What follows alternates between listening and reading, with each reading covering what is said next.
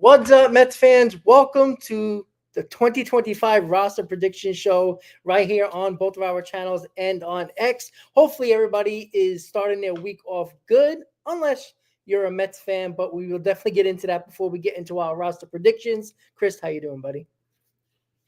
I was hoping to come onto this stream with a little bit less of an eventful afternoon that we had and the news that we're going to be talking about here to open up this stream, but we got to talk about it. It's unfortunate. This is the New York Mets at the end of the day, and we've definitely seen something like this happen before, as early as last season with Kodai Senga before the season even started. So, as you said, I'm really excited for this episode and this stream because we're going to be going through our roster predictions and projections. um, this is a fun thing that we did last year, and again, we wanted to do it this year. We're doing it a little bit early before any spring training games actually kick off, but it's the most fun because we're going to be seeing so many internal competitions at multiple positions: the bullpen, second base, the whole 9 yards at this point with this roster. So it's going to be really, really fun. Appreciate you all being here again. Check out all the latest content in, the description of my channel and my stream right now. And I know that you posted a video about Frankie Montas as well. So continue to smash the thumbs up buttons. Again, we appreciate everybody who came on board to both of our channels and these streams during the off season. We're going to do content all season long, so we're not going anywhere. So let's get into it. Yeah, absolutely. And listen, of course, the unfortunate news, right? Yesterday, with the excitement of Juan Soto showing up to spring training, the excitement of Pete Alonso showing up early this morning to spring training, and around lunchtime, we start getting news about Frankie Montas and his injury. It's a high grade right lat strain. If you guys remember, in 2016, Noah Syndergaard had a very similar injury, and he was out for most of the year. I think if it wasn't the entire year, I think he pitched like first month of the season and that was it. So this is an injury that it says 6 to 8 weeks, but with the ramp up and everything like that, and if it heals properly, you could see him late May, early June, and it sucks, right? It's you give him a 2 year deal. What was it, $17 million or whatever it was with that per, and he was the guy that was supposed to be in the middle of this rotation and like probably a number four, most likely. And it does suck, right? Because we're trying to do a 6 man rotation here, and it's not easy when somebody goes down. And Chris, give me your thoughts on the Montas injury. I know a lot of us were like, holy shit, here we go. We didn't even start a spring training game, and we're already dealing with an injury to a piece of this rotation. I had really high hopes, and I still do for Frankie Montas whenever he ends up back in a Mets uniform during the regular season. But like you said, we're 5.5 weeks out from opening day. This is a really bad time for this to happen because now we're talking about 6 to 8 weeks for this high grade strain. And you're right, the ramp up for a guy that is not going to be throwing for the next 6+ weeks is going to be monumental. So we're not going to see him for the first month and a half, at least during the start of the season, and that is a huge blow objectively to this rotation that we've been having back and forth between you and myself, right, Rob, of the state of this rotation. So at this point, I'm a Knicks fan, right? I'm a Knicks fan, and I'm used to seeing injuries. It's next man up mentality, right? That is the mentality that the Mets had last season, whether it was due to injuries or performance, and that's exactly what the Mets are going to have to rely on, and it's unfortunate. So now we shift the focus, talking about whether the Mets are going to backfill Frankie Montas' spot for the first month and a half, 2 months internally. I know that we have some, live chat polls going on, especially over on your stream, talking about who's going to be the last starter now that Frankie Montas is injured and we won't see him for a little bit. Griffin Canning, Paul Blackburn, Tyler McGill. There was a world and a scenario where Tyler McGill definitely was in line to maybe start in AAA, and now the Mets potentially need his services back in this rotation, which is unfortunate because I thought the rotation was in a good spot depth-wise to have Tyler McGill be that AAA depth just in case, like an emergency option. And now we're talking about potentially utilizing him. But even more so at this point, I think given this Montas injury, and like you said, not knowing how this is going to heal and how quickly it's going to heal. We'll see Frankie Montas at some point this season, but how is this injury for him going to heal? How is he going to respond when he starts throwing again? It never or it never hurts, right? To get more pitching in the doors.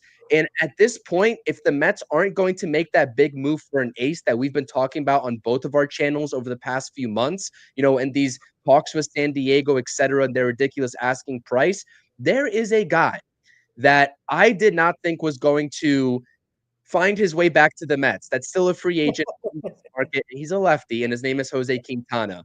Given the age that Jose Quintana is at, right, 36 going on 37 years old, just about, it would make sense at this point to plug him back into this rotation and being that fill-in option. So I could see the Mets doing that.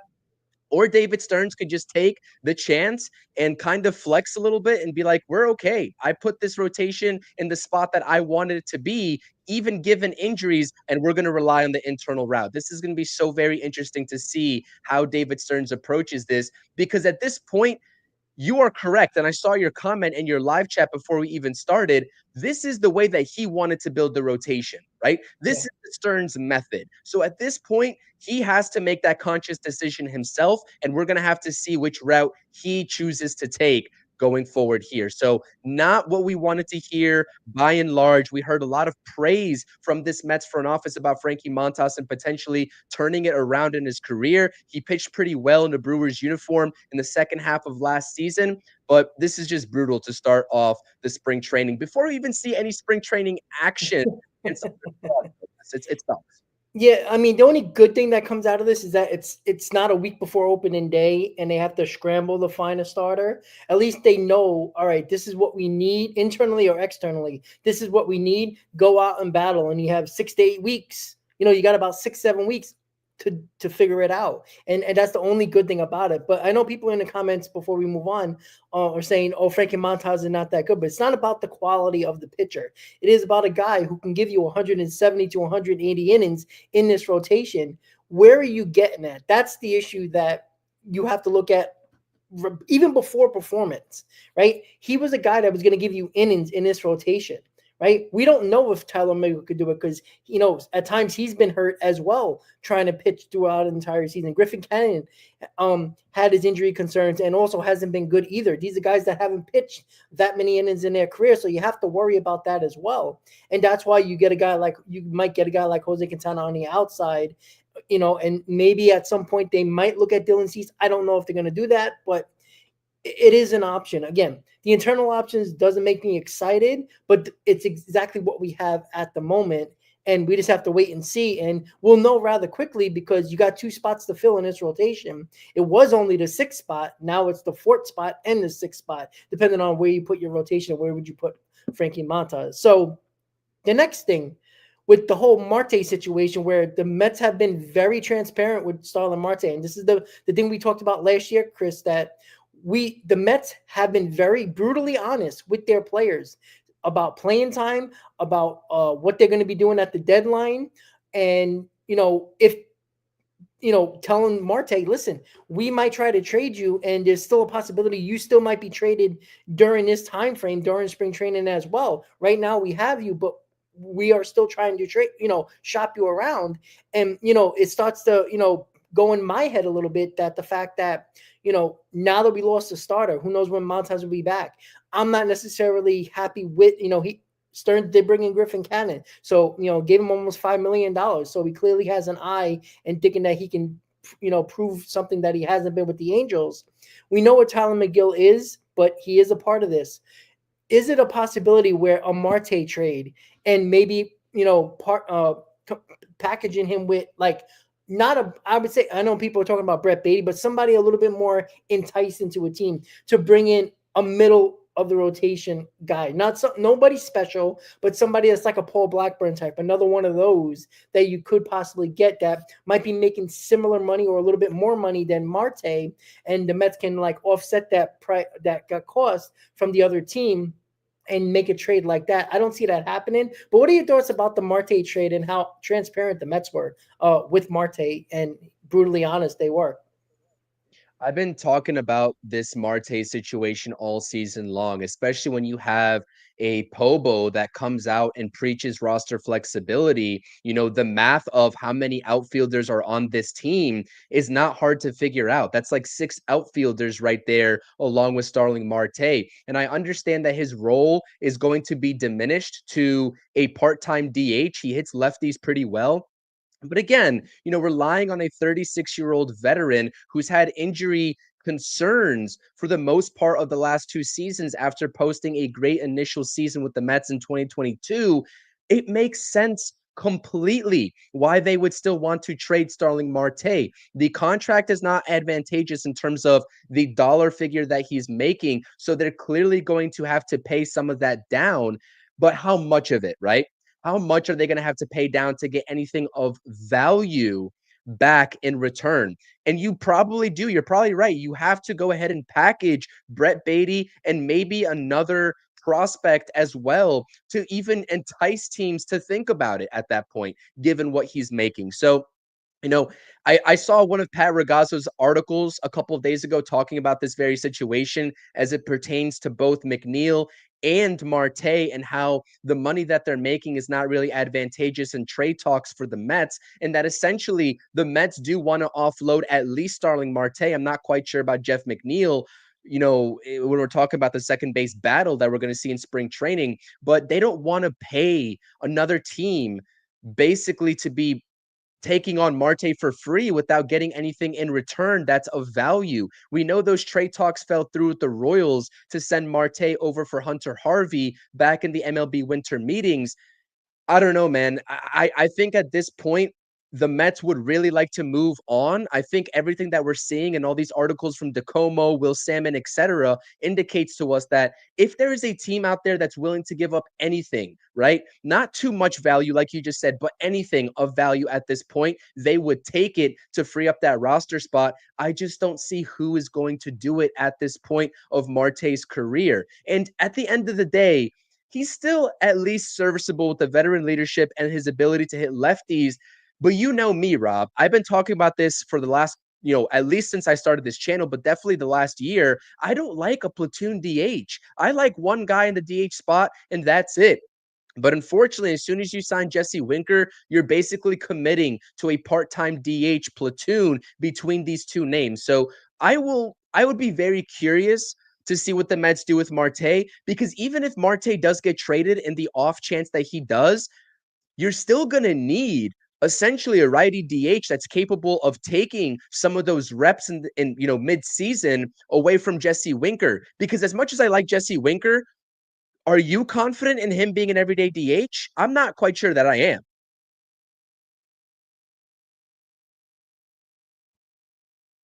I'm sorry. I Yeah. was gonna say, is that my mic or something? Well, look. I mean, he can't hit lefties. That's the issue. Right. And maybe he can. Maybe if he gets the opportunity. But again, we're not trying to, evaluate these guys here. We're just not. Maybe that leads.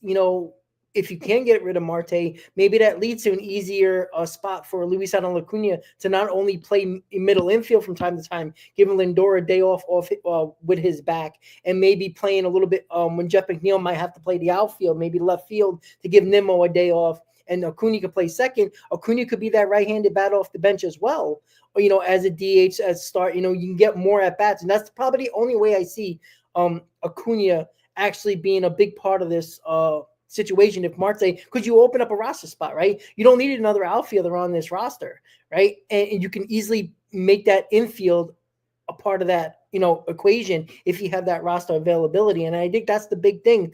The Mets aren't trying to trade Marte because of the money. They want that roster spot available. And again, maybe, I still think they could have done a better job of working the roster a little bit to supplement what they actually want to do. I think they kind of, I don't know if they slowly went about this with trading Marte, but they could have always, and this is the thing, they if it comes to a Dylan Cease trade or something a little bit bigger, that's when you can package Marte in a deal with a couple of more prospects and just get them out of the way. That's the thing that I think they've been trying to probably just try to trade Marte on their own, on his own, and that's very hard to do because even teams that are not very good and have might be something that we might need, like a bullpen arm or a back end rotation arm, even if you pay off the majority, if not all, of Marte's contract, what is the benefit of that team getting him? That's a bad team, right? It's just a stopgap for who they would rather have a prospect come up who is 22 years old and might be a star, and they might just throw him out there. That's the hard part with the Mets. You would have to probably find maybe a team that might be in the mix for a playoff spot that might see value in Marte and saying, well, we get him for free, and maybe they have a surplus of starters and say, all right, we'll give you a back end rotation guy if you pay the majority of Marte's contract. That's the hard part with the Mets. I still believe they're afraid to trade prospects for whatever reason. Again, until David Stearns actually pulls something off that involves top 10, at least one top 10 prospect, if not more, I'm not going to believe that. And the problem with, I think, trading Marte and their problems with trading Marte is the fact that they're not willing to give prospects up. And I know David Stern says he's willing to. I still think that's a bunch of, bull until he actually does it. Right. And, Dominica, and to bring up the other point, with Steve Cohen talking about, they asked him about approving trading prospects, and he says that the front office department has control over that, but said that they all can't play here. And that's a fact. We've talked about this time and time again.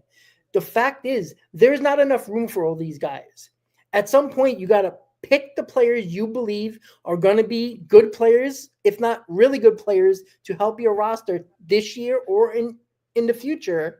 And the other ones have to be assets to make your team better over this year or the coming years. That's when GMs become great GMs. That's when teams become World Series contenders, possibly World Series champions. When you have to make those decisions, and I'm not saying they're all going to be right decisions, but you have to start doing something like that. You can't bring in Juan Soto. You can't be wasting years of Lindor, Nimmo, Alonso in their prime and not make a move that can make you, I'm not saying, crazy much better, but good enough. And we talked about this, Chris. Getting a Dylan Cease, yeah, it might cost an arm and a leg, maybe 3 prospects, possibly 4 in your top 20. But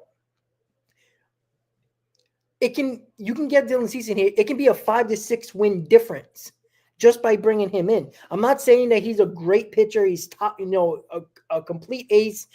He has a above 3 ERA, but he has a ton of strikeouts. He is consistently throwing 170 to 180 innings. He's a bulldog. He wins ball games, right?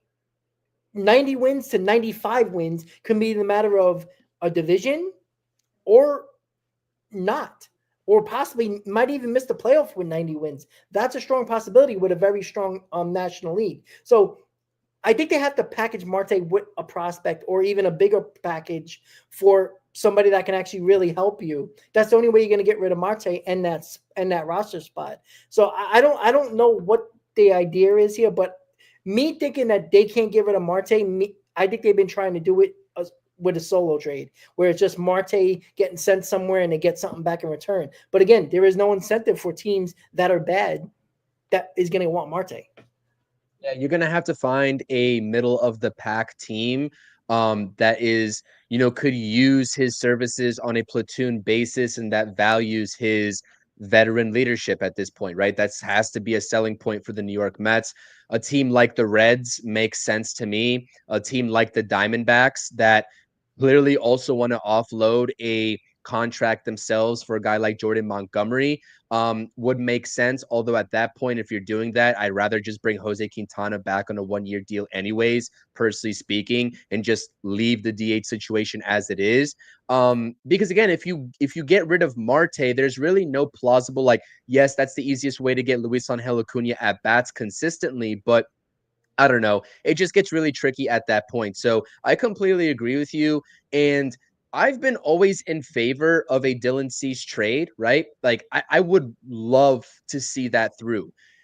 Do I, if they're asking for Brandon Sproat, does that make me halt those conversations, yes, absolutely, right? Sure. Like Sure. that's not happening. I just want to put that out there. But if that's still on the table, if the Mets are somewhere lurking and David Stearns is like, you know what, at this point, maybe desperation kicks in a little bit. I'm not saying the Mets are desperate, but if David Stearns starts worrying a little bit about the outlook of this rotation in the first half, enough to pull, the trigger on a deal like that, yeah, absolutely, 100%. I would love to do it.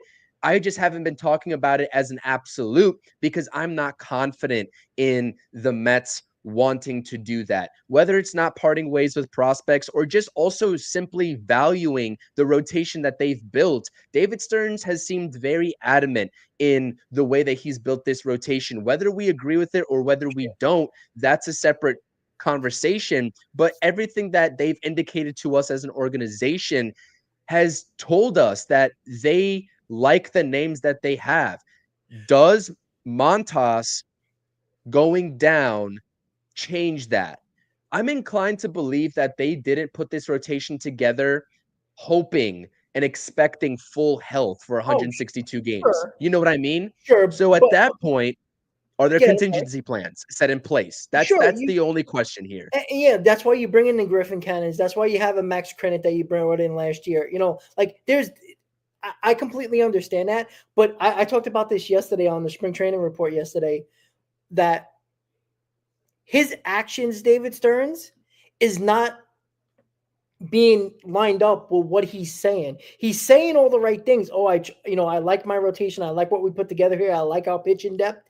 Yet he was in on trying to get Garrett Crochet. Obviously, that didn't work out because of the asking price. He's in Right. on Dylan Cease. If you're so confident in the rotation and your depth, then why are you going out there and willing to give prospects to bring in a starting pitcher that can be, in the top 3 of your rotation? That's why I just don't believe what he's saying. Now, I'm not saying that he, deep down he don't think that things can work out, but to be so saying that he's so confident and he believes in the rotation and the guys he brought in and the depth, yeah, that's all fine and dandy, but you shouldn't be going into your depth of your pitching staff right away before you even start a spring training game. And I know you can't, predict injuries and that happens, but all you need is one more injury and you're very much in trouble. Yeah, Like, and I we haven't agree. even started the season yet. That's the issue. And you already have a Senga coming back from an injury that you're trying to protect, right? Is Griffin Cannon and Tyler McGill going to give you innings? Probably not, right? And that's the other thing, right? Montas might, whatever you might think of him, even in the comments, people are saying, "Oh, he's not very good." It's not just about the quality of the pitcher. It's about how you're going to fill those innings, because there's a pretty good chance that you might not even get 180 innings between McGill and Cannon. Can they stay up? Can they stay healthy? Can they actually pitch decent enough to stay in the rotation, right? It's February 17th. We're about 5 days away until the first game in Port St. Lucie, and we already have one rotation arm down. Like, you got to be extremely careful here. If you have one more guy go down, we're talking about Max Kranick. We're talking about Tidwell, maybe even Brandon Sproat. And I know people might get excited about the Tidwell or the Brandon Sproat, but you're throwing them out there when they might not be ready. And they're going to have a I'm strict not. innings limit. Both of those guys aren't ready, and I see a lot of comments about Brandon Sproat. Like, you have to remember how quickly Brandon Sproat has come up through Yep. this organization, and he flew through the ranks of, all the levels that he has been at, and then he got to AAA, and yeah, the stuff is still there, and it's always going to be there with Brandon Sproat, but the location of his Yep. pitches were missing, and that contributed to a very sky-high ERA in AAA, and he just didn't look as dominant at Yep. that level. He's going to make those adjustments with some fine tuning. But again, he already rushed through the system because he was performing lights out. You don't need, and you really shouldn't, rush a guy to make the opening day rotation, even with all the hype surrounding him in spring training, for the sake of desperation at that point. Right. At that point, if you need a stopgap, go sign Jose Quintana. Right. You know what I mean? Just go do that if that's the actual end all be all with the contingency plans. But we need to pump the brakes on Blade Tidwell, who also struggled in AAA. Excuse me, and also Brandon Sproat. So I see a lot of people. I'm as hype as ever about Brandon Sure. Sproat. I think that the stuff is there and he's going to make a contribution to this team in 2025, but it's not going to be on opening day and he's not going to be on the opening day roster. I can guarantee that almost. Yeah, exactly. And that's the important thing too, right? You don't want to throw these guys to the wolves. And yeah, they might be successful, they might actually be great. But again, you're also talking about your top prospects here that they're not going to overextend in any situation. And we talked about this with Christian Scott last year. That was a big concern, right? Even though he was pitching well, they made sure they took him out with a certain amount of pitches or at a certain inning. There was no ifs or buts. It doesn't matter what the scenario was. He was coming out of the game. What do you think is going to happen with Brandon Sproat or Blade Tilla? It's exactly what's going to happen. And it's hard to win that way. It really is, right? This is not a situation where the Mets went into the season looking at Brandon Sproat a part of this rotation or Tidwell. That wasn't the case. They would have signed Frankie Montas. They would have brought in Griffin Cannon if they believe one of those guys or both of them could be potentially ready to go in this rotation. You wouldn't have signed those guys and spent $20 million for 1 year for both of those guys. You wouldn't have done that. So the Mets don't believe those guys are ready. Now, could they help us later in the year? Sure, absolutely. Yeah. Right. But their plan wasn't to bring these guys up and start them in this rotation. And maybe necessity, one more injury might actually, force them to, or make a trade that they're probably not comfortable making. But Stearns put himself in this situation, right? Depth is already going in there. It's already getting worked up. And we'll see where it lands us. And obviously, right now, it's Tyler McGill and Griffin Cannon as you're either, somewhere in the back end of the rotation going forward. And that's if there is no more injuries. Let's hope there is not. Yeah. And so the last thing that I was going to say is that the Mets have the internal depth to internally fill this rotation. It's just the fact of we don't like the options that are going to be presented to us. That's the bottom line. Quantity over quality. That's basically correct. Right at the moment. Correct. At the moment. So we'll see about that. All right. So we know Alonso arrived. Not much to talk about, right? People are saying he looks a little bit more jacked. He looks a bit more built. Well, he better be. He's going for another contract. But he ended his interview with the LFGM. Everybody's like, "Oh, Polar Bear is back." He seems like he has that swag, that confidence a little bit. And listen, we need Pete Alonso to have a really damn good year, regardless if he's going to be here next year or not. We need him big time. Juan Soto talked about how important Alonso was. And what are your thoughts about, the Alonso arrival and what Juan Soto and, Pete Alonso said in their respected interviews? I mean, if it was ever a doubt that Pete Alonso was going to be batting behind Juan Soto or not, I mean, that can be put to rest because he's definitely going to be batting behind Juan Soto. Juan Soto basically kind of confirmed that himself and stating that the biggest question mark for him when he was deciding whether to sign with the Mets or not was who was going to be hitting behind him and what the situation was looking like in the contract extension talks between the Mets and Pete Alonso. So there you have it, whether it's 2 and 3 or 3 and 4 in terms of Soto and Pete Alonso, that's going to be the back-to-back, at least in a small portion of this lineup between those two guys themselves. And I feel confident in it. And not only do we need Pete Alonso to have a good season, Rob, Pete Alonso needs Pete Alonso to have a good season because, like you just said, he is up for another contract. Should he have a fantastic season, he's going to opt out and he's going to be demanding a whole lot of money, right? He's going to be demanding the years and the AAV. And at that point, the Mets are going to have another tough decision to make, whether they keep him at that price or not. They were able to do what they did this season and this offseason by negotiating to the fullest with Pete Alonso because Pete Alonso did that to himself. He went out and had an abysmal time in the regular season. Pete Alonso, he knows exactly his flaws of last season. He's not naive to that, right? Regardless if some Mets fans think that he is or isn't, whatever, he knows exactly what he needs to work on. And if there was ever a doubt he was going to show up in great shape, it shouldn't have been because he knows what's at stake here. And the fact of the matter is that, one, he never lied to Mets fans stating that he wanted to be in Queens for the foreseeable future. He made that happen, right? He had the option, from what we know, to leave to Toronto, and he didn't want to do it. He said he wanted to stay in Queens, right? But he's also taking a huge gamble on himself as well. He maybe could have gotten an extra year out of Toronto and gotten that flexibility. He actually turned down a potential third year at the New York Mets to take the 2-year deal. He is betting on himself, and this is exactly what I wanted out of Pete Alonso. I wanted him to take that gamble. I wanted him to tell all of us, you know what? I still believe in myself, and I'm going to do it. Even though I didn't do it in 2024, I'm going to shut everybody up.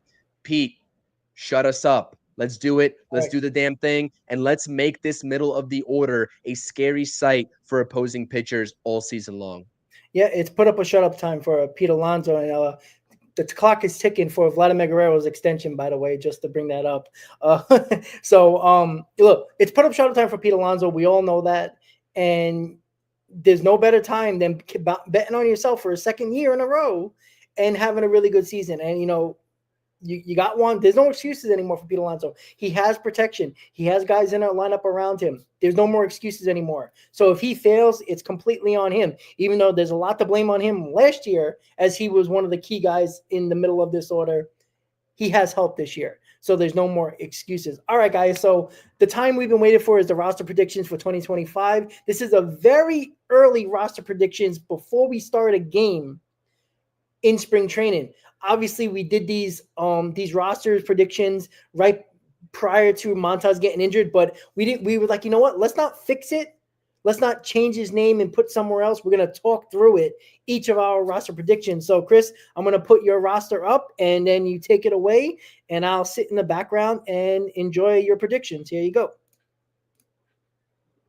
Oh, sorry, wrong one. Yeah. Here we go. I don't want to be on here for too long talking about the X's and O's, but this is exactly what I have right here. If you missed the video where I had this graphic up, check it out. It's on my channel. 2025 New York Mets opening day roster projections. Clearly Frankie Montas is not going to be on the opening day roster. So we need to either internally fill in that spot. David Stearns does, not we, because we didn't make this rotation. He did. Or they need to go out there and sign a free agent or trade. Clearly, I think that's a little bit of a less likelier route. But let's just go down two routes here, right? The Mets go internal at this point, and I think that if they do go internal, you can see a situation where potentially, listen, this is what I'll say. With Griffin Canning taking one of the last bullpen spots, I think he's going to be that long man. The Mets did not give him a major league contract, $4.25 million, to put him down in AAA, right? Or just DFA him. They didn't do that. So I think that he's going to at least be given a chance to crack this roster. I think it's going to be in the bullpen as a long man. I think that if we internally fill the rotation spot of Montas, it's going to be Tyler McGill. I think that we've seen Tyler McGill. They at least have some comfortability with Tyler McGill, and I think that that is the most likeliest of routes. Does that inspire confidence out of me, Rob? I see you laughing right there. On this screen, it doesn't inspire confidence from anybody, right? I think Tyler McGill has good stuff, but we've seen over a large sample size at this point that he really hasn't put it together consistently enough. If I had to make the most realistic prediction, the most realistic that I think David Stearns can actually still do is going out to get a Jose Quintana, a guy that was a bulldog for this rotation when a lot of people, including myself, wrote him off early in the season. And he was one of the best. He was actually the best Mets pitcher down the stretch of September going into the playoffs. That seems like the most likeliest of routes. It won't be an expensive addition, and it'll be for 1 year. So you don't have to commit long-term to anybody, and you don't have to give up the prospect capital. If I had to choose my preference, I'm going with Dylan Cease. Make the trade with San Diego possible and bring in the top line starter and just commit to it. This is the best Mets lineup that, I'm going to say it, that I have probably seen maybe in my lifetime, maybe, right? It's up there, especially with Juan Soto being added into the middle. Look at this top five, ladies and gentlemen. If we get a bounce back season. I'm not even asking for 280, 290, 300 from Brandon Nimmo. 275, 18 to 20 home runs. You know what I mean? Bring in close to 100 RBIs, maybe 90 like he did last season. That's perfect for a 5-hole hitter behind Pete Alonso. You got Mark Vientos there in year 2 in the 2-hole. That is my lineup on an everyday basis. I've already made my case as to why I prefer Mark Vientos in the 2 spot over Juan Soto. I think it gives the Mets the best chance to win, and it gives Mark Vientos the best pitches to hit, which takes away the ability for him to have a sophomore slump. But any way that you create this lineup, whether it's Juan Soto batting second and Mark Vientos batting third, or Mark Vientos batting fourth and Pete Alonso batting third behind Juan Soto, like we just said, it doesn't matter. It doesn't matter. We can have conversations about that, and I'm sure that it will change on a semi-regular basis, depending on performances and personnel. But this lineup, the personnel in this lineup that Mendoza has to work with is a beautiful sight. So that's why I am making the strong statement and basically giving my case to David Stearns. Go get that top line starter. You did a great job hand in hand with Steve Cohen to build this beautiful lineup. Commit to the starting rotation, and we'll worry about that contract extension for Dylan Cease when it gets here at that point. We've got championship caliber aspirations, ladies and gentlemen. We do. And the bullpen also mimics that. Those are the two, like, I have no complaints. I'm sure Rob doesn't either about the bullpen or the lineup. There's no complaints out of me. Edwin Diaz all the way down. I don't even care who wins that last bullpen spot. You can give it to Griffin Canning. You can give it to Danny Young. You can give it to Genesis Cabrera, Sean Reed-Foley, even Huascar Brazaban, who has some electric stuff. Those top 6 guys from Edwin Diaz down to Jose Butto inspire a lot of confidence out of me. And even given the names down below in red from Danny Young all the way down to Brazaban, the depth in what's going to be available to Carlos Mendoza and David Stearns in AAA is also just fantastic should there be any unexpected or unforeseen injuries. But now we get into the interesting conversation about the bench. Is Starling Marte going to be here? I think he is. Simply due to the fact that the Mets probably want to offload Starling Marte as much as possible. There's no suitors that are giving the value that David Stearns wants. That's quite simple, and that's a fact. Or else he would have already been dealt already. We know that from all the reports from Will Salmon, John Heyman, etc. Starling Marte is going to be here. I have no doubt in my mind about it. Tyrone Taylor had a fantastic season. He kind of got plugged into a role that really wasn't a fit for him. He wasn't ever meant to come here as an everyday starter, but he did a beautiful job in doing that and taking over the services of Harrison Bader somewhere maybe mid-season. So he is a awesome option and probably will be the 4th or 5th outfield option that David Stearns brought him in here to be, especially with that contract flexibility. Luis Torrens also was a steal of a deal mid-season from the Yankees. Given what the value you gave up for him, he's going to be Francisco Alvarez's backup, catcher. Francisco Alvarez, by the way, needs to have a huge season. I think that this lineup can be taken to a next level with the resurgence of obviously Brandon Nimmo and Jeff McNeil, but they're the veterans. They need to have bounce back, seasons, and I'm confident in that. Maybe not so much Jeff McNeil, but we'll see. The jury is still out on Jeff McNeil. But again, Francisco Alvarez, this guy, he wants a contract extension, right? He wants a contract extension sooner rather than later. So let's see it. He's got a new swing.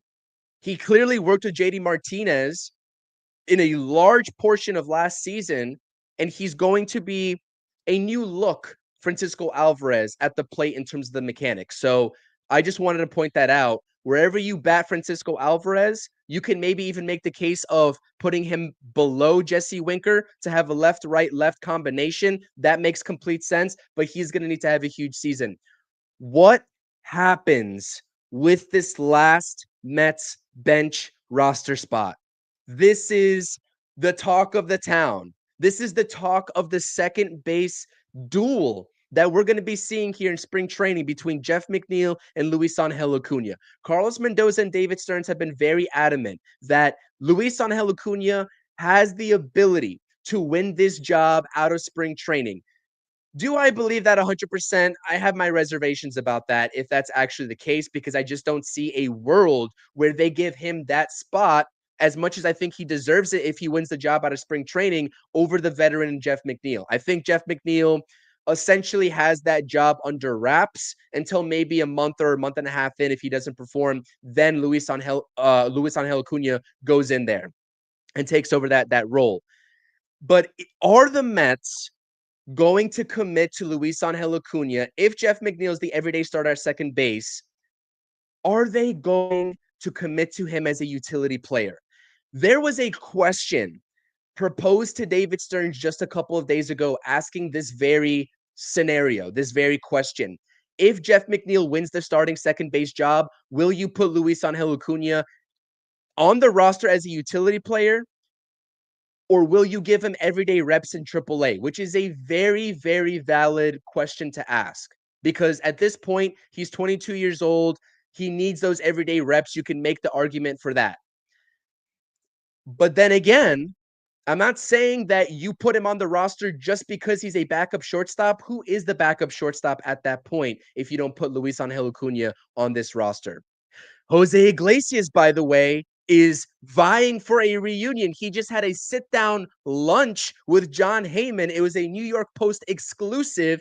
Jose Iglesias, Mr. OMG, has multiple offers on the table from different teams around the league, but he still thinks that there's unfinished business with himself and the New York Mets trying to get back to the World Series. Do they make a last-ditch effort to try to retain Jose Iglesias if McNeil's going to win the starting second base job and they want to put Luis Angel Acuna to get everyday reps at AAA? Is Jose Iglesias an option? This last bench spot, I know it's kind of like we're grasping for straws here because it's February 17th. Spring training is ramping up and we need something to talk about, but this is very interesting. What do the cards hold for Jeff McNeil over the next 2 seasons of his contract with the New York Mets? Is he going to be playing out the rest of his contract in Queens with the Mets, or are they going to look to try to trade him at the deadline or maybe next offseason? It's going to be very telling with how he performs over the first 2 months of the season. But ladies and gentlemen, from Francisco Lindor all the way down to Jose Siri, that's my starting 9, so to speak. Those are my 4 bench players. That's 13 positional players on the roster. Kodai Senga all the way down to Paul Blackburn. Clearly, whether it's Jose Quintana, whether it's Dylan Cease or Tyler McGill, those are your options for a 6-man rotation at this point to backfill Frankie Montas' spot. That's what, 19 guys right there. And then you have 7 guys in your bullpen from Edwin Diaz all the way down to make your full 26-man roster. And hopefully I did a fantastic job in selling you all on these predictions because I'm a little bit out of breath. So let me sip my water and let Rob take it away here. All right, guys. So there we go. When it comes to the lineup and the roster and the bullpen and the rotation and all that for Chris, it's a very good roster, right? I think anyway, if you agree with Chris's or mine's or you have your own, there's not many open availabilities here, and that's where I think that we're having a lot of fun with this. But when it comes to what Chris was saying in regards to, right, he's on board now with 100. It seems like 100% with Dylan Cease. So let's get it done. I'm after the show, I'll call David Stearns. I'll let him know, like, hey, like, do you need to have a drink? I'll buy you some whiskey, whatever you want. Let's make it happen. But we'll see how that goes. But here is my roster to open up the 2025 season. And we're going to start with the lineup, guys. We know Francisco Lindor. I think he's going to be in a leadoff spot. And it's just what I feel is the most comfortable. What he did last year, MVP caliber, you got to keep him there. I'm still sticking with Juan Soto, number 2, because I just feel like that's where he's going to be. I just feel like that. I'm putting Pete Alonso 3rd, right? He still gets Pete Alonso to be behind him, what he wants, no matter if he's 3 or 3 and Alonso's 4. It doesn't matter. Pete Alonso's 3rd. Mark Vientos is batting cleanup. Brandon Nimmo, I like in the 5th spot. For some reason, I think Brandon Nimmo is just going to, like Chris said, I think he can, you don't have to be great. He, bat 270, you knock in 85 to 90 RBIs, you get 20 home runs from him.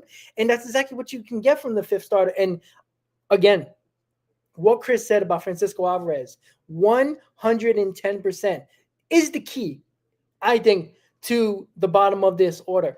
I think at some point, I think Alvarez is going to skip over Brandon Nimmo. I think Alvarez is going to have a bounce back season. I just feel like he seems confident in himself that he's fixed, or he's trying to fix what his problem was last year. And I think we're going to see that from him in 2025. So I got Alvarez in the 6th spot. And then it's hard to go with Jesse Winker or Jeff McNeil. I think you can flip Alvarez too. I think there's a lot of ways to go about it, but I think the Jesse Winker, Jeff McNeil, Jose Siri, 7, 8, and 9, I think is where I go, because you kind of get the lefty-righty over there.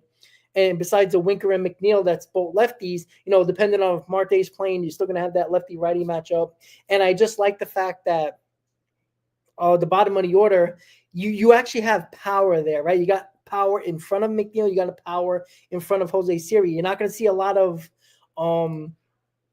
average from these guys, but they can knock the ball over the wall. And that's something the Mets didn't have at the bottom of the order last year. And I think it's key, because Winker can hit 15, 16 home runs. We know Jose Siri is a 20 home run guy. And if McNeil can get back to that, even 280 at the bottom of the order, that is a threat now for at the bottom of the order to not only turn your lineup over to the top of the order, but you have power where one swing in a bat can knock you 2 runs. And I think this is where the bottom of the order, and we kind of agree at the bottom of the order where these guys are going to be, depending on if you want Jeff McNeil as a starter or not. We do believe that Jeff McNeil is going to be a starter, including myself. And when it comes to the rotation, obviously throw Frankie Montas out of there. Again, there's so many different options at the moment because of the internal options that we have. I don't think it's going to be Brandon Sproul, as me and Chris just talked about earlier. I don't think the Mets are going to throw, unless there's another major injury where the Mets really don't have no choice. You might see Brandon Sproul as like a desperate attempt to throw him out there and pray for the best. I still believe Griffin Cannon is going to be the depth in would have been the depth in the rotation, but because of the injury with Montas, I think you're throwing in Tyler McGill and Griffin Cannon in this rotation. I think Sean Manaea is going to be the ace of staff. I think he's getting the opening day start. I know Chris had Kodai Senga. I don't know how true to form but I know we did talk about it on the hot stove that he believes Kodai Senga is probably going to get day one on opening day. But I'm going to go with Sean Manaea with Senga right behind him. Peterson the 3 spot. I think you're going to have to move everybody up. Clay Holmes is going to be your 4th starter. Tyler McGill, Griffin Cannon, pick your poison at the 5th or 6th spot. I don't really care. I don't think they're going to show much this year anyway. I'm sick of Tyler McGill. But again, Tyler McGill somehow, some way, always finds a spot in his rotation, regardless of if the Mets are done with him or not. If it's injuries, if it's, whatever it might be, Tyler McGill finds a way to have 2 opening day starts in his career already, when most guys really don't.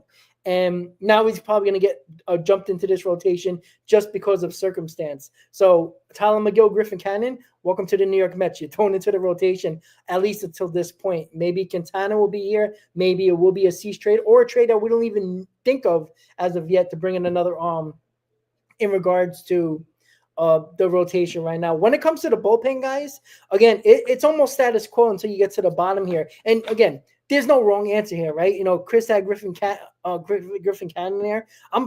If that stays the course and maybe they go elsewhere with the rotation arm, but I'm going to go with Sean Reed-Foley at the bottom. I think the Mets really do like him. He pitched really well before he got hurt last year. If he stays healthy, I think he'd be a good addition to this bullpen. He's got a live arm. He's a badass on the mound. He got the balls. He's not afraid to go after hitters.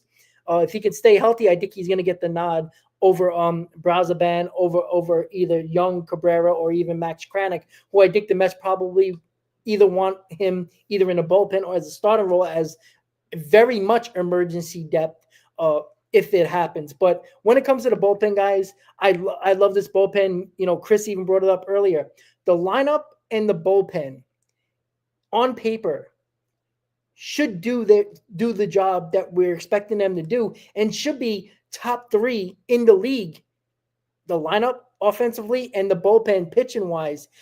The rotation is the question mark with this team. And, more and more people are starting to lean to that Dylan Cease, bandbox now and trying to jump on the bandwagon with Dylan Cease because of the fact you don't want this starting rotation losing us games when you have a bullpen like you do on paper and a lineup that you have on paper that can be top 3, top 5 in the league, and you're going to lose games because the rotation isn't as good. I don't think David Stearns is going to let that happen. He can talk all he wants about the confidence level in this rotation, but actions speak louder than words. He went after Garrett Crochet. He tried to get him.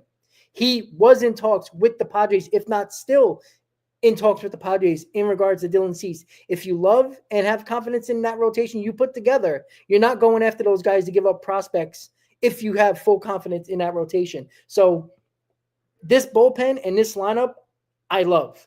I really think they're going to be the crucial parts of this team, but you don't want 1/3 of your team being the major reason why you're losing ball games, right? Last year, it was the lineup that was a problem when the rotation and the bullpen were doing their job early on, and then it took the lineup taking over when the rotation was struggling other than Manaea, and then the pitching was a little bit better with rotation-wise, but the bullpen was a disaster. So one thing, 1 out of the 3 can cause major losses here during the season, and the rotation scares the hell out of me. But there is potential to be good here. I think Clay Holmes is going to surprise us. As much as people, we know that he hasn't pitched as a starter since Pittsburgh. I think Clay Holmes is going to surprise people. I'm not saying he's going to go to a 2.5 ERA, but I think anything better than lower than a 4, I think is excellent. And who knows? He could be the next Michael King. He could be the next Seth Lugo, hopefully. If not, just be serviceable, and you're in the back end of the rotation, and it could be better than what we had last year at the back end of the rotation. Now getting to the bench. Starling Marte, I think, is still going to be here, just like Chris said. I find it hard to believe unless they package him in a bigger deal or add a prospect to that, which I don't think the Mets want to do.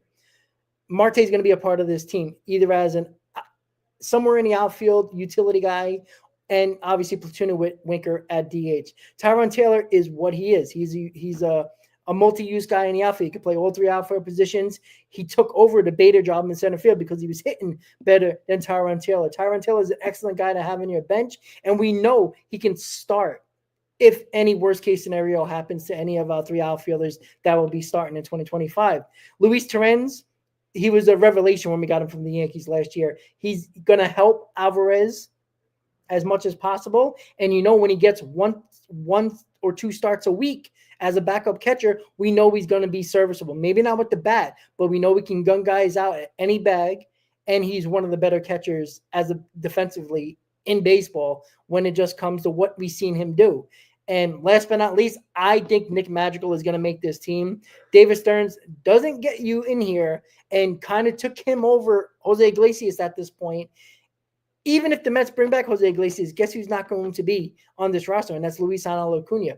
They're not going to sit Luisangel Acuna on the bench by any means and not get him at bats on a consistent basis. The only way I can see that, as we talked about earlier, if they find a way to get Marte off this roster, that's an extra roster spot for an infielder. And then you can put Acuna in there. You can DH him when there's a lefty on the mound. You can give Lindor a day off, give McNeil a day off.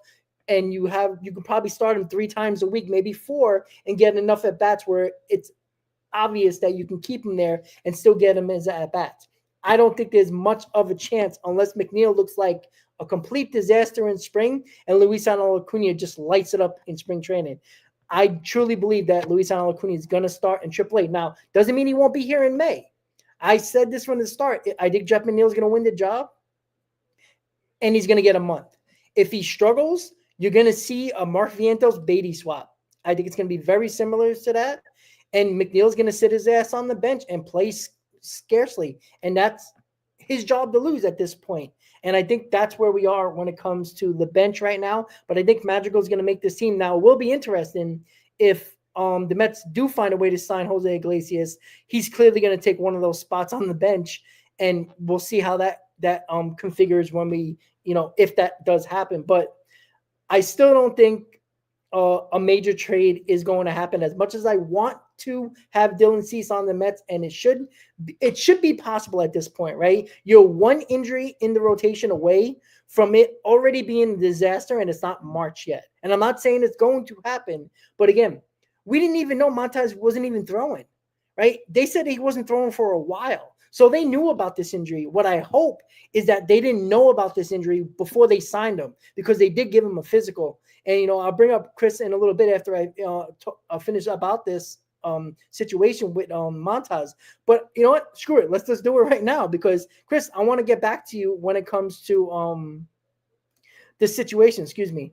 When it comes to the overall situation where Montas, they said he wasn't throwing for a while. And again, we signed Montas right before the winter meetings. It was very early in the offseason, but they said he wasn't throwing for a while, right? He had an injury 2 years ago in 2023 with the Yankees after he got traded there. And there was some concern about him, his velocity last year.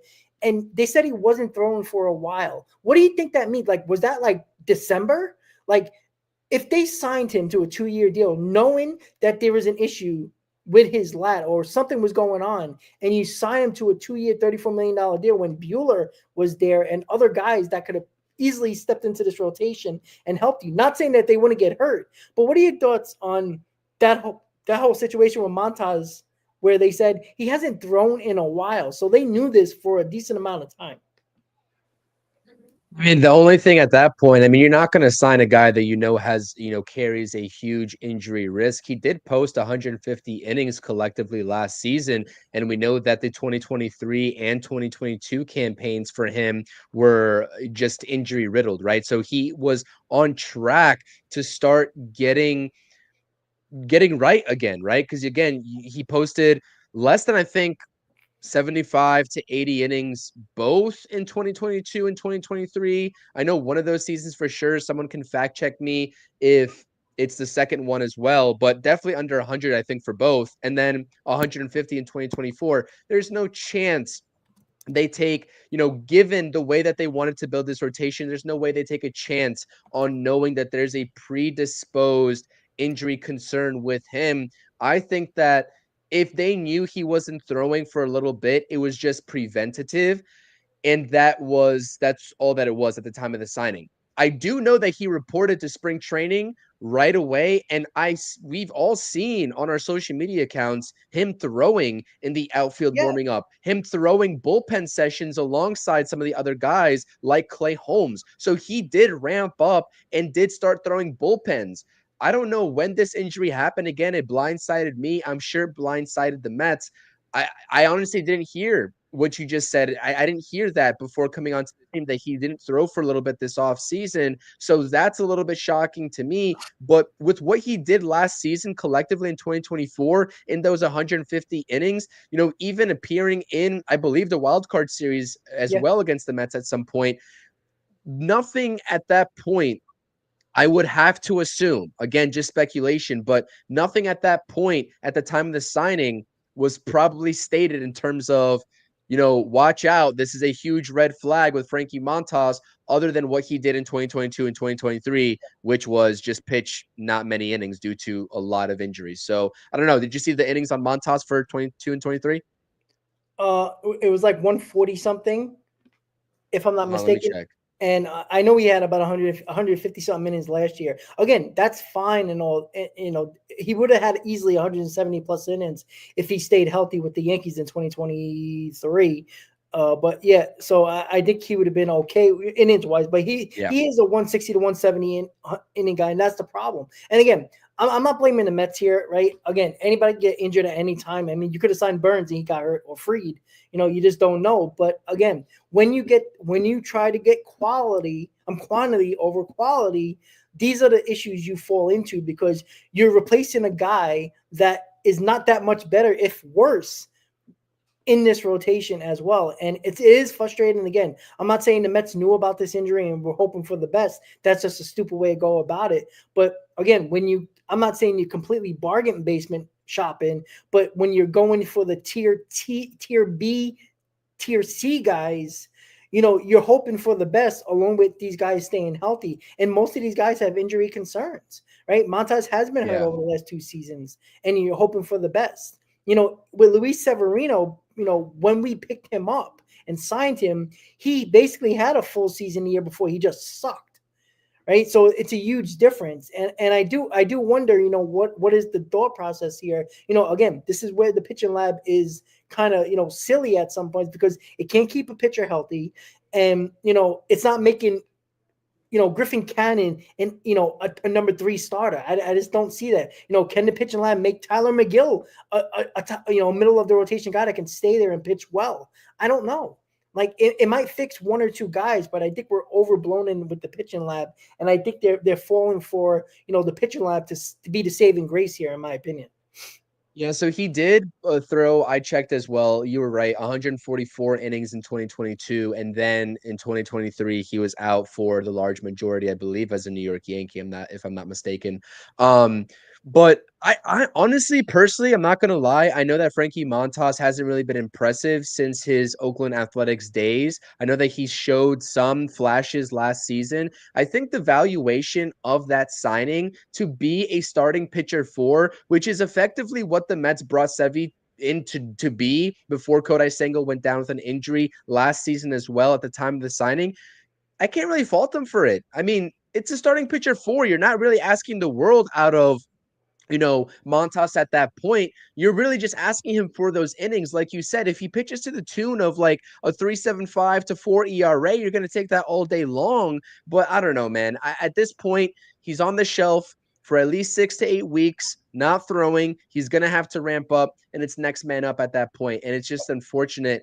It's an unfortunate situation. And I think that the perfect remedy at that point would just go on the safe side. Bring in a guy like Jose Quintana. I think we can all agree that we don't think the Mets are going to make the move for Dylan Cease as much as we would like for it to happen. So bring back the veteran. Jose Quintana is also going to give you a lot of innings, right? I mean, he doesn't really carry much injury risk as well, if I'm not mistaken. So he was a reliable pitcher for you. Why not run it back? As much as I wanted to run this guy out of town last season before he picked it up, I'm all in favor for Jose Quintana at this point as the most realistic option, right? Not the best option, the most realistic option. A couple of other notes that I wanted to talk about. We're doing perfect on timing here, just about an hour. Not going to keep you all too long tonight to enjoy the rest of your Monday night. But we were talking about in the chat here when I was a little bit on the minimized screen about some of the options, and it made sense for you to put Sean Reid-Foley into that mix because he doesn't have any options left remaining. So he is, a potential candidate to make this bullpen for the upside that he possesses. If an injury happens, then you're talking about potentially DFA, IL stint, etc. But losing out on his production, you'd have to probably DFA him at that point. And if he clears waivers, then you can bring him back, but he's not going to clear waivers at that point. I mean, he's a bulldog, like you said. Other teams are definitely going to catch wind of that. Brazabana has 2 options. Danny Young has no options either, so maybe they try to sneak him onto the roster without potentially losing him. Who else has options? I think Kranick has options. What was the other bullpen guy that I was talking about? It wasn't Henderson Cabrera, right? It was somebody else? He's a non-roster invitee, so I'm still struggling to figure out how that works. So I don't know. But anyways, the fact of the matter is that I like that Brazabon has 2 options. I was a little bit surprised there when I looked at FanGraphs, but the bullpen is in good shape. Like we said in both of our predictions, this rotation, man, like what's gonna happen? It's just kind of like a deep sigh for me now. It's just like, we have the names to plug in. We do. You think we don't like the options? I mean, because I know you were okay with this rotation, prior to the injury with Montas. You thought Montas was going to be better than probably most people thought, but you felt like the rotation, even if say Montas was healthy, you think they would have been fine. But without Montas, now you're more concerned. Yes, correct. That's exactly what I'm saying. I think this rotation was serviceable. I think Clay Holmes is going to have a hell of a season. I did a video on his projections. Not that projections mean anything at the end of the day. It's just projections. But we've seen consistently so many successful stories. Reynaldo Lopez, Seth Lugo, Michael King, of these guys having an easy time transitioning over. And if you have a 6-man rotation, you're not going to really need him to go 180, 190. And even if you do, at a certain point in year 1 of Clay Holmes going back into the rotation, I think they have a set limit of innings for him. So let's say he reaches 150 to 160. At that point, they're probably going to be like, okay, now you move over to the bullpen to get him less, regular appearances. And then they can transition him back maybe into more of a 180, 190 inning guy in year 2. I don't have any worries about Clay Holmes. I think Montas was clearly going to have an uphill battle to maintain respectable numbers, but I still think that with what we've seen in the second half of last season primarily, I think that the 6-man rotation with Montas in it was serviceable enough to see and get the Mets to a point, at a successful point at the deadline, to then wheel and deal for moves. But I knew in the back of my mind that there wasn't really much room for error. There is, but there isn't, because like you said, it's quantity over quality. And I've been very adamant, even in my support of the rotation and my willingness to accept that rotation with Montas in it before he went down with the injury.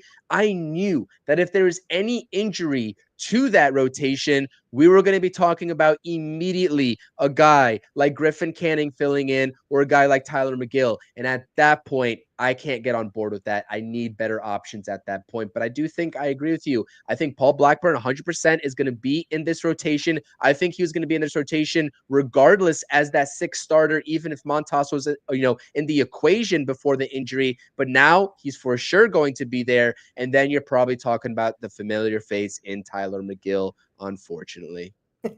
Yeah, I mean, that's the unfortunate thing. And again, I'm on record stating that I don't like this rotation. I think there's way too many question marks. Even if you believe Manaea is going to be close to what he was last year, and you know what, I would agree. I think he's going to be fine. Even if he isn't what he was last year, I would think he'd be close to that. There's way too many question marks. There's already protection with Kodai Senga when it comes to innings. They need to do the 6-man rotation because of him. Can he stay healthy? Now it looks like he can be healthy, but again, could it be a freak injury? What hurt him the second time was a freak injury.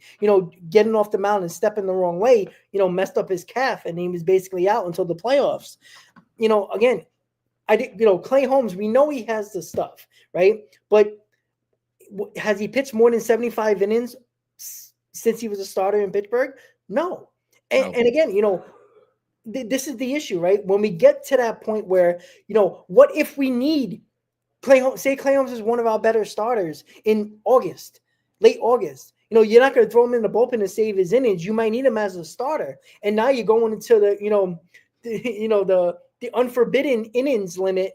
And now you have to use him more because you need to win those games. And then it's like deja vu all over it again in the playoffs. You hope these guys, have any juice left in the tank to get through a playoff run if you get there. That's why I don't like this whole concept of, quantity over quality, because yes, they might look good during the season. They might help you get into the playoffs, but when you get there, is the gas tank on empty? Like, that's what I were worried about. And we talked about it last year with the rotation we had. And I know it was unforeseen circumstances because their plan was probably to bring up a lot of the young kids, probably trade off a couple of guys, and not caring about the innings limits when they can control it, because they didn't think they could be a playoff team, even though they said it. We all know the situation that could have happened. But when things actually were starting to work out and they were going on that run, they needed every one of those guys, and their innings were well past probably what they wanted anybody to go past. But when you're in the hunt, you got to do what you got to do. And this is the situation where you have the lineup, you have the bullpen, right? Why lessen your rotation to use your bullpen more, which you're probably going to use definitely a lot in the first half to protect their innings? So that means the bullpen is going to be overused regardless in the first half, even if the rotation is solid. You're not throwing them a lot of innings, so you're going to use a lot of your bullpen in the first half. Now you hope that your bullpen can hang on for dear life in the second half, and they might even burn out. I think that's a losing battle sometimes. And again, maybe David Stearns will surprise us trading for a pitcher. Even if it's not Dylan Cease, somebody in the middle of the rotation that is a solid pitcher, and I'd be okay with that. But, we're talking about a deadline. I know people were bringing up in the chat about the deadline.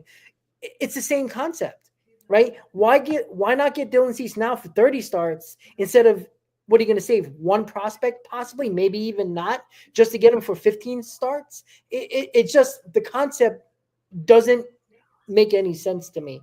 And again, a lot of things can happen, but we're one injury away to having a very much a complete disaster going into spring training or even into opening day, and that's something that we shouldn't be dealing with.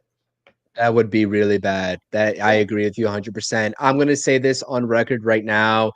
With the name still available and maybe with the Mets' lack of committing towards a trade, yeah, there could be a trade for a lesser starter, like you said, a mid rotation type of guy.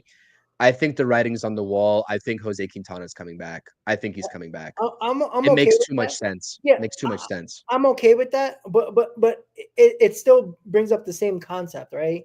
Right. At some point, you're going to need another starter that is worth getting at the like unless somebody steps up. Like if Clay Holmes becomes even still, if Clay Holmes looks like King or Lugo, and you're going to need him a lot more, he's going well over his innings that he's ever pitched in his almost entire career, and that's where you're going to have a concern. But again, there's still a lot of spring training to go. I still think David Stearns is going to make a trade here. I'd be shocked if he doesn't. I think he's going to bring in another pitcher. Internally, he can't excite anybody. If David Stearns is excited about internal options, right? I mean, you gotta drug test them because there's something going on here. And again, you don't go after Garrett Crochet and you don't have talks with the Padres with Dylan Cease if you're that confident in your rotation as a whole and your depth. You just don't do that. So, he's talking, on both sides of his ass here when it comes to this rotation. I don't believe. Who do they trade for? Who do they trade for? Because you said you don't think it's going to be Dylan Cease. I don't think it's going to be Dylan Cease either. So who do they bring in? Jeez, I don't know. Jordan Montgomery? I don't think Arizona's going to do that. I think, oh man, I don't know. You know what? I would have to look at rosters and see, somebody that might be a little desperate here and they might need something that we have. But, oh man, you know what? I think I'm going to say Dylan Cease. I feel like he's just going to get forced to do it. Not like overpay or anything like that, because I think David Stearns is smarter than that. But I truly think that there is a way to get Dylan Cease here without Brandon Sproat being an option. Yeah, it might be Luisangel Acuna, but again, it's not the end of the world, guys. Luisangel Acuna is not his brother and probably never be his brother. And I'm not saying, that's what we're expecting him to be. But when you have almost a complete team, this is the time to have your surplus of middle infielders that we talked about for a couple of years now, that we just have too many middle infielders. At some point, they got to become assets. Choose the ones you believe are going to help your team now and in the future, and use the other assets as trade to bring in proven guys to help this team, right? You can help your roster tremendously with Dylan Cease, especially in a contract year. He's trying to have a great season, and he might benefit from that. Even though you might have him only as a rental and the Mets might not sign him after this year, it's worth the risk. It really is. So I think it's still going to be Dylan Cease, even though I don't believe it. I think at some point, I think David Stearns is going to realize that Jose Quintana is probably not going to cut it if you bring him in. Griffin Cannon and Tyler McGill is not, they might look good in spring, but we all know what they're going to be. They're going to be a 4.5 ERA guy, and that's about it. I think it's going to happen. I really think it's going to happen. I will say this. I think it's more likely for the Mets to do a deal with the Mariners than they are with the Padres. Just historically speaking, in terms of the lack of trades between. First of all, AJ Preller is just a tough-minded individual when it comes to Mets front office, or not Mets front office, but Padres front office baseball. And then David Stearns is as well for the Mets, respectively. So that's like an ongoing battle within itself. I think the Mariners, with what they need offensively, it just makes sense. And I'm not saying it's like Luis Castillo clear cut. They have a lot of pitching that they can, depart with and still be okay, but they need offensive upgrades in certain positions. So at that point, you're probably talking about a Jeff McNeil plus also prospects, because again, they're not going to want to pay Jeff McNeil, and Jeff McNeil alone, right? there's too much unprovenness with him, if that's even a word, because you don't know how he's going to bounce back. He had a little bit of a spurt last season in the second half, but I think that a deal, if a trade happens, I think Quintana is just a clear-cut, easiest answer here. Yeah. I that's where I'll think I'll stick with that because I already said that. But I think that if you're giving me a choice of which route the Mets would be more likely to take, doing a deal with the Mariners or the Padres, I think it would be the Seattle Mariners, to be honest. Ooh, you get me excited with Luis Castillo all over again. It seems like early offseason talk again. I like it. But I'm not saying Castillo strictly. I'm just saying any deal for a Mariners pitcher. No, yeah, I get it. And look, it is what it is, right? You can't predict injuries, and you just have to go with that next man mentality, like you said, Chris. And we'll see, right? The Mets are getting tested on February 17th when full workouts are going to be starting tomorrow for the team. So again, it is what it is, right? David Stearns brought in depth. Well, it's already getting tested. We'll see how it goes, guys. And I want to thank you guys for checking out our roster predictions for 2025. You can agree to disagree. And if you missed it, just go back and replay it and see our roster predictions. And we talked about Montas, we talked about Marte, we talked about Alonso.